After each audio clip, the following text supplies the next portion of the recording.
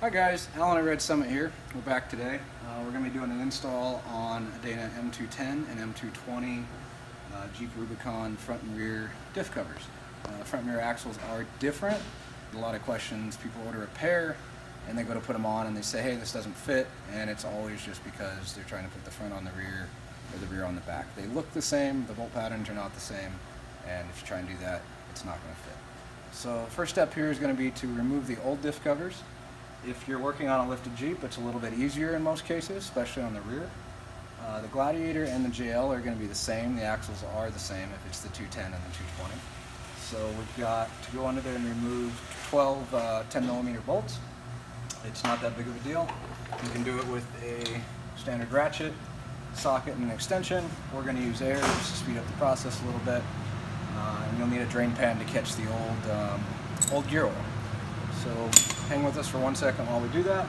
Start at the bottom, work your way around the top. That way, if it comes loose, the oil starts to drain through the bottom and not spill out the sides and all over you. Nobody likes to get covered with gear oil.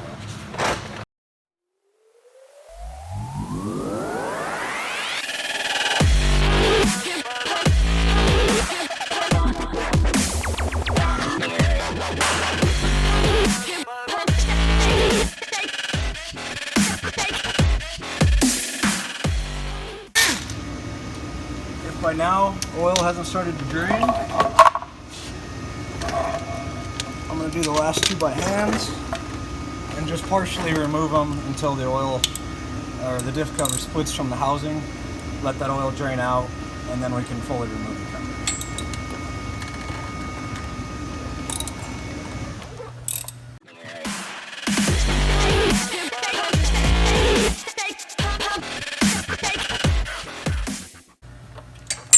Alright, you can see it's already starting to drip. I keep an old knife around for these purposes. You can just reach in there and just spit it out a little bit further. This Jeep doesn't have any miles on it, but you want to look for the color of the oil. This stuff's in really good shape. There's no discoloration, no water. If it looks like a milkshake, it means you've got water in the housing, probably got some bad axle seals. We'll look in the bottom of the case here when we get the cover off. Just check for any large chunks of particulate. Might be a sign that you've got some gear wear going on or something like that, or a bearing. But usually on a stock Jeep that hasn't been off-road hardcore, you're not going to find any issues.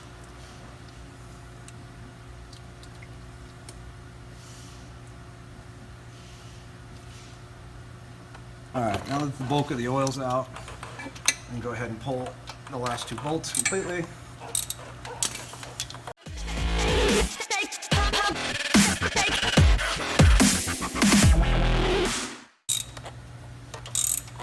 Now's when you want to be careful not to drop them in the pan, then you'll be fishing through gear oil. Same with the cover, then you'll get splashed.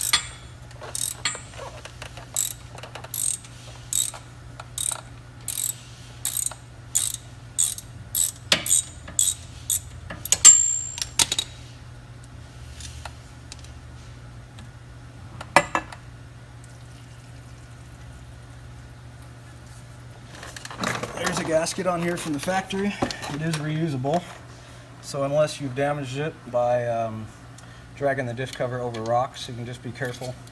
Take a thin blade, putty knife, and just break it loose.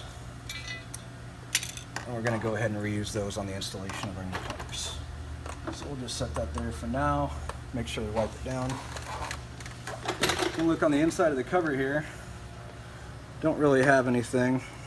A little bit of dirt from the outside of the housing, but nothing sitting in the bottom especially. So we got nice clean gear oil in there. So we're going to go ahead and let that drain for a little bit and get everything wiped down before we start the installation process. So we're back.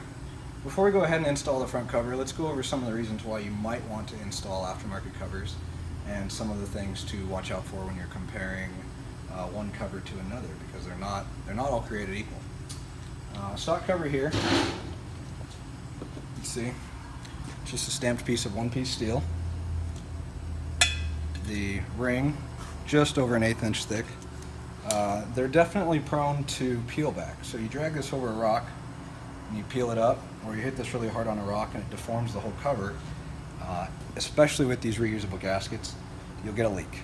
And if you're like me and you don't have time to get out on the trail very often, you don't want to ruin your day because of something trivial and simple like that. This is a really easy modification to make that could prevent a lot of heartache and just a really rough day. So when you're going to an aftermarket cover, you definitely want to look at the thickness of the ring. Ours start out as a 3/8 piece of steel that's been laser cut, and then we machine them after welding to ensure perfect flatness. And it varies a little, but we usually end up somewhere between 355 and 370. We don't have to worry about it very much. All of our holes are drilled and counterbored after welding, so thermal distortion is not a problem. Bolt pattern should be perfect every time. We don't have to worry about any fitment issues because of that. We do them in here in our in-house mill. We've got a drain plug on ours. It makes diff fluid changes a little bit easier on models that don't have a factory drain plug in the housing. I know some of the Jeeps do, but some of our other models, Dana 60s and whatnot, will not.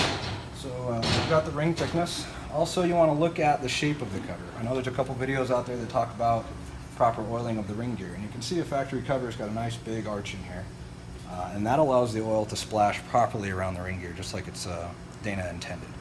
And so a lot of covers, just because they're easier to make, have a bunch of flat surfaces. And I know, because I've made a bunch of those, and we helped pioneer it about 15 years ago. But now, we've gone to a full bump-formed rounded archway here to ensure that proper oiling. And it's a lot harder to form. It just is. It's a lot harder to fabricate. It's a 3/8 archway, and to get that proper arch, it takes a hell of a machine. So we've gone to that shape. That way you have no pinion oiling issues. You want to look at the height of the fill plug. We're just a little bit higher than stock. And the reason we do that, you compare the height from here to here. When you're running an aftermarket gear set, sometimes the pinion will get a little bit smaller.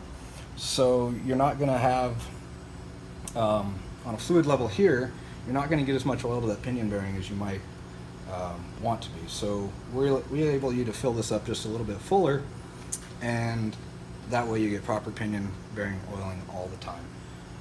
It is a magnetic drain plug, so you can go ahead and catch those shavings, anything that might come off, especially on a new break-in set of gears where you're going to get a little bit of that wear just initially on the break-in. Keep that out of the oil, keep it from getting back in those bearings there. So 3/16 side plates here, 3/8 main arch, a 3/8 ring, all machined and decked after welding. And that's kind of how we make our covers. Everyone makes them a little bit differently. I know some people don't machine them or counterbore them after welding. I don't agree with it, but it is cheaper to do. So if you're comparing costs, definitely look at the procedures involved and what's important to you. All right, I'm going to go back under the Jeep now and install this front cover. It's just 12 bolts. They're M8. We include the bolts and washers with them. It's a 6mm Allen head for socket head cap screw.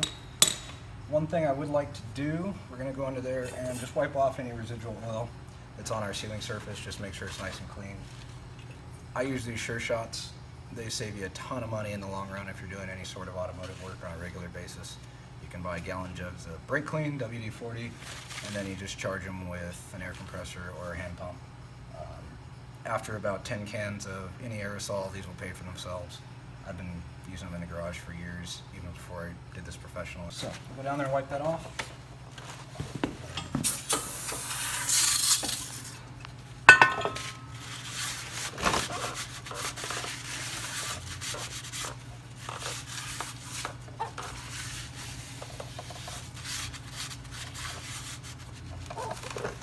And we are going to be able to reuse these gaskets. Jeep sends them from the factory. You do want to check for cracks, nicks, make sure the sealing surface, there's a double O-ring seal on there, is in good shape. They should line up with our cover bolt holes just perfectly. If for some reason they don't, maybe you've got the rear cover you're trying to put on the front, or the vice versa. So those are going to line up. Got that. Go under there. I always like to start your bolts by hand. Just make sure that don't have anything cross-threaded or binding in there. These wouldn't be that much fun to have to drill out a broken bolt.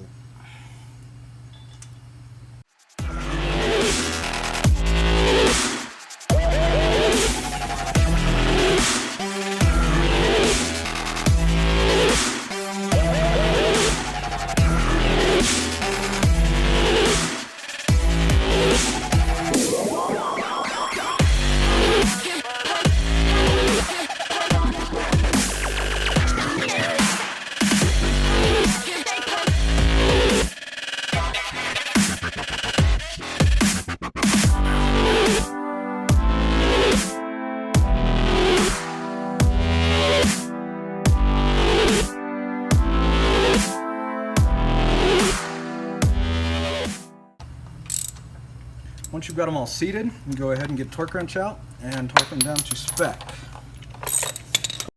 Torque spec on these is between 25 and 30 foot-pounds. So you can go ahead and do that if you've got a torque wrench. If you don't have one available, firm to snug. You don't want to over-torque these. You will squish that gasket out or crush it. If you're using RTV, same thing. You want to follow the installation instructions.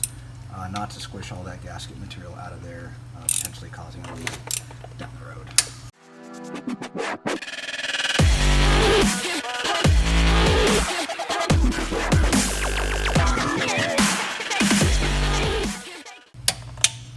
And one more side note, I like to leave the fill plug out until we've filled them with oil. That way there's no chance we've got a visible notification that we haven't put oil back in the diff yet. You don't want to burn up a set of bearings because you forgot to do that step, and it has been done. There we go. Other than filling with oil and installing the fill plug, this front diff is ready. So we've gone ahead and added our first quart. The factory spec on a Dana 210 is 2.18 pints, just over 1 quart. With the new shape of this cover being a little bit larger, we're going to go ahead and add about 1.5 quarts. And that should be just enough to reach your pinky inside there and feel the oil level.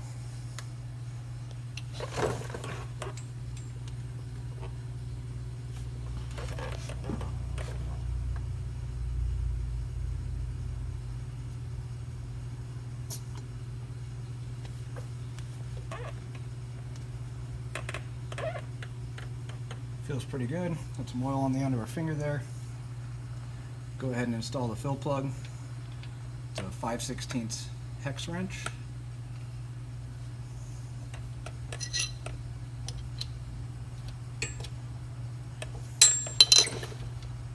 When your hands are slippery, it can be a little bit tricky to get started there.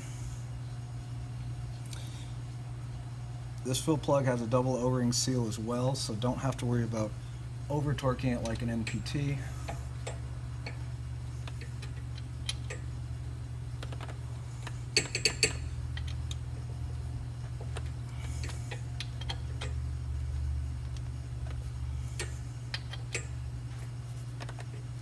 It should sit nice and flush with the face of the bung there, preventing it from getting hit on any sort of rocks or debris. Drain plug's tight, all of our bolts are torqued. We can go ahead and move on to the back side. The back side is literally the same as the front. On the JTs you might have to drop the sway bar down. There's 4 bolts on either side. It will swing down and out of the way of the diff cover so you can get it off and install the new one. On the JLs, depending on how much lift you have, the track bar might be in the way. On this particular application with a 3.5 inch lift, it's fully out of our way. We won't have to worry about that. So we're just going to remove 12 bolts and do the exact same procedure again.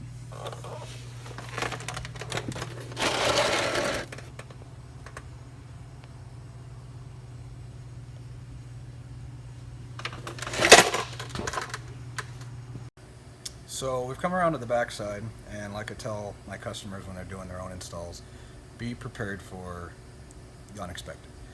We got around to the back, and this is why we're replacing these covers in the first place. As you can see, this one's been hit pretty hard in this area right here, and it's actually hard enough that it started to deform the sealing surface on the inside of the cover here. So a few more little drags across this cover, and chances are that that gasket in there was going to start leaking or crack. We've seen a lot of them crack, and that's exactly why we're replacing these diff covers with something a little more robust. But also, come down here, The same hit that started to deform the cover has also deformed the housing. So now we've got a lip in here that if that gasket's not placed in the exact perfect spot, it's going to prevent a good seal. So at the very least, you need to take a file, or we're going to use a little DA sander with an 1.5-inch wheel on it and smooth that back out. If you're using power tools, you want to be very careful to protect the housing. You don't want to get any grit in there, sparks, anything like that. So we've got it covered here in a towel. We're going to go ahead and smooth that back out just so we don't have any sealing problems and be on the way. But things like this do arise, so I don't ever recommend doing an install 20 minutes before you're getting ready to go on a trip, because this will throw a wrench in your gears and you'll be sitting in your driveway trying to figure out what to do. So there you go.